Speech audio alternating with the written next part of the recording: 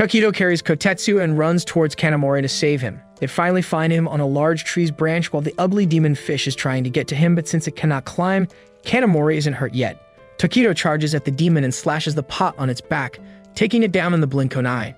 Kanamori climbs down and thanks him for saving his life. Kotetsu is glad as he thought Kanamori might have been killed by now, while Kanamori is glad as he thought the same for Kotetsu. Tokido asks if his sword has been prepared. He bends down to see that the current sword he is holding is badly chipped and shares that he is done with Tokido's sword and will of course give it to him as soon as they get to his workplace.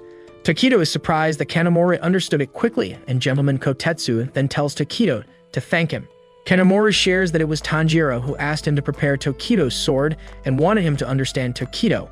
Kanamori's discussion keeps getting longer and longer, so Kotetsu interrupts, saying that they should get to Haganazuka quickly as he might be in danger. They then head out for Haganazuka and Kanamori's work hut. On their way, Kanamori shares that he is worried about the village and that Tokido should head out to rescue the village chief as soon as he gets the sword. They get close to Kanamori's hut and gladly there are no fish monsters around, so Tokido can take the sword from inside and head out. However, he denies and suddenly stops everyone, saying that the demon is already here. From the bushes appears the pot, out of which Joko comes out and praises Tokido for noticing him, saying that he must be a Hashira. As he smiles creepily, while getting ready to take down this Hashira, the scene shifts to the village. The ringing bells alert everyone about the demon attack, and the villagers are ordered to protect every clan leader, especially the village chief. Amongst the chaos, one of the demon fishes, which is stronger than the one which attacked Kanamori, takes down the swordsmith ringing bell. As they are not good at fighting, all of them are not being able to take down a single demon and are being completely overpowered. They start falling back when finally the treat for our eyes arrives. Yes, it's the love Hashira, Mitsuri Kenroji. She apologizes for being late and assures everyone that she will eliminate all these demons right away. In an instant, she manages to take out all the demons and heads towards the chief's mansion. While the swordsmiths are shocked to see how strong she is because all they could focus on is her cuteness. Us moment, very relatable. At the chief's mansion, a giant demon with 4 pots on his bag is holding the chief in his fist, while the mansion has already been destroyed and all the guards are taken out. With the Demon Slayer court members that were stationed to guard the village easily killed, they can hardly fight now, yet the last guy tries to take on the demon but is thrown aside. He tries to think of some way to rescue the most skilled person, the village chief, however the demon is too large for him, and his attacks don't even work against it. Moreover, he is exceptionally fast. While lying on the ground, he suddenly sees green, thigh-high socked, curvaceous young woman in front of him. Mitsuri tells him to stay put as he has internal injuries. He notices the strange sword that Mitsuri has, the whip, mixture, and katana that the village chief himself made. Not only does it go with the flexibility of Mitsuri, but also the pink blade makes it cute like her. As the demon roars, Mitsuri takes position and uses the first form of love breathing, shivers of first love, and charges at the demon, taking it out in one swift attack while saying that those who hurt others unnecessarily does not deserve her love. New mission unlocked: never hurt anyone unnecessarily unless you're into the stuff of getting whipped by her sword. The demon starts to disappear, and before the old chief falls on the floor, Mitsuri catches him. She gets really worried and asks if he is alright as he is badly wounded. Meanwhile, the chief struggles to turn his face towards Mitsuri and shares that somehow he is glad to be hugged by a cute young girl. Somehow, we get what the chief means. He may be old, but men will be men. Cute Mitsuri blushes and tells him to stop saying it. The other survivor tries to crawl towards Mitsuri, saying that he fell on his head, so Miss Kenroji should hold his hand. They are down bad. She apologizes, and before she could go to him, the chief tells him not to interrupt his special moment. The guy who was smashed onto the wall is grateful that the chief survived. Meanwhile, Oro smells something strange and immediately gains consciousness when he is being carried by Nezuko, who is trying to hide from the Hantang's crazy forms.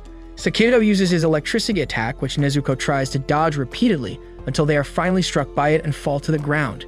Tanjiro remembers that he was knocked unconscious by the fan demon's attack. Just then, the winged demon Hiroji tries to catch them, but he dodges and tries to run away while carrying Nezuko. Sekido is frustrated, so he orders Karaku to simply blow the whole lodge to bits. Karaku follows them, but Tanjiro dodges the first hit while thinking of a way to deal a heavy blow to the enemy, an attack that would lower their rate of regeneration. Karaku launches a double blow attack this time, sending Tanjiro and Nezuko flying. In the air, Nezuko grabs her brother's sword and is then suddenly hit by a large piece of wall. While the dust is still settling down, Sekido approaches Karaku, who shares that since everything has been leveled to ground now, they have a better view and they would easily find their prey. Meanwhile, Nezuko is trapped under the debris and Tanjiro tries to pull her out. However, Nezuko is still grabbing onto his sword. He tells her to let go of his sword so he can move the debris, but she tightens her grip instead. He sees her hands getting cut and bleeding from his katana's blade and yells at her, but suddenly he hears the Sakido and Karaku walking and searching for them. They are waiting for the smoke to clear, as there will no place be left to hide then. Finally, for once, Tanjiro lowers his voice and tries to convince Nezuko to let go of his sword, but she keeps pulling it closer to herself, so Tanjiro lets her cook. Meanwhile, Gyoko introduces himself and politely asks if he can have a word with them before he finally kills them. Kanamori and Kotetsu immediately get behind Tokido, and when he asks why they are hiding behind him, Kotetsu responds that it is because they are not safe on their own. The upper rank 5 proposes that he would like to show the 3 of them his new masterpiece that he created tonight. When they ask what is that, he claps his 3 small hands together and suddenly, another pot appears. What comes out of that pot traumatizes the 3 of them. 5 of the swordsmiths' bodies muddled together while their bodies were tangled and twisted with swords piercing through their bodies. He named this masterpiece as the Swordsmith's Agonies of Death. Kanamori and Kotetsu tremble in fear upon this sight. He then forces them to have a better look at their hands that have thick calluses of the swordsmiths, which he put in front on purpose. What's worse is that those swordsmiths are still alive. He keeps praising his work by saying that it has lavish and detailed use of all 5 of them. He interprets Kotetsu's tears as a compliment and explains that the stabbed swords are there to emphasize them being smiths. Moreover, the half-broken Hyadoko masks convey emotionlessness and absurdity. He then moves on to the best part according to him, which is that when he twists one of the swords, they all feel excruciating pain. The painful screams further terrorize them as Kotetsu yells at him to stop. Gyoko is enjoying every part of it, especially the reenactment of their agonies that he finds wonderful. Tokido interrupts him, saying that he has had enough of this bastard's shit and uses his beautiful misbreathing to behead the upper rank. However, just as he is about to slash his head off, Gyoko disappears and reappears at the roof of the workshop. He gets irritated at Tokido for not letting him finish first while Tokido thinks of how he travels between vases. Before the ugly demon could continue, his vase is slashed again, but Tokido notices that he did not feel anything, meaning that he dodged again. The vase disappears and reappears under the tree, while Tokido notices that his travel speed is really past, and before he could notice, he was already there. Gyoko is further irritated on his vase being cut and yells saying that it was a work of art, while Tokido is still wondering where the vase appears from and that if he is always running, that means he is different from the splitting demon and he will die if he is beheaded. Gyoko yells that a musclehead like him could not understand the importance of his work, so he proceeds to teach him a lesson. From his hands appears another pot out of which comes more ugly fishes, this time of orange color. This 1,000-needle fish kill attack throws needles at Tokido from its mouth, which he barely manages to dodge.